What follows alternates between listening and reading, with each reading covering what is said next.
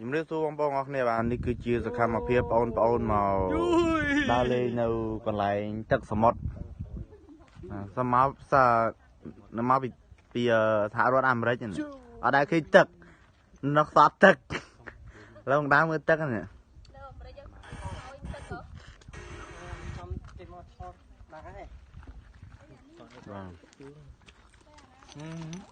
ចឹងអង្គុយមិនចុកបងើបនេះគឺឯងងើបទៅតាខ្មៅបាទ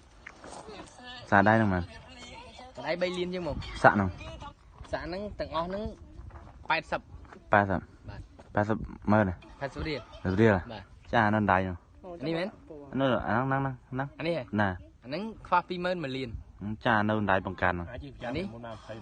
450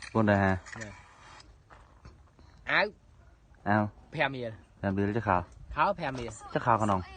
10000ចាបាត់45000ចាបន្ទាប់ខោក្នុងនេះ15000ចឹងខុសចឹង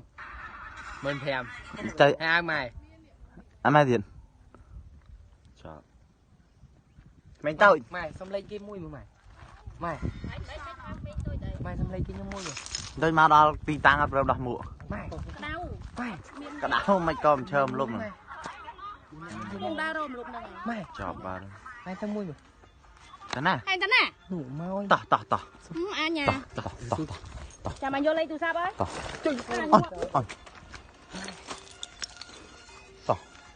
ជួឈើដល់ជួឈើអូនណាលេងទឹកឯណែកន្លែងចុះឯនេះទាំងទីនេះមាសមែនមកនេះមកនេះមាសធំនេះក៏ខស្រោបទូរស័ព្ទហ្នឹងកំហកគាត់តែស្រោបទូរស័ព្ទគាត់ចង់និយាយចឹងក៏មើលហ្នឹងបានបញ្ជាក់ថាខ្ញុំមានកំណត់ណាហើយខស្រោបទូរស័ព្ទហើយមើលខស្រោបទូរស័ព្ទហ្នឹង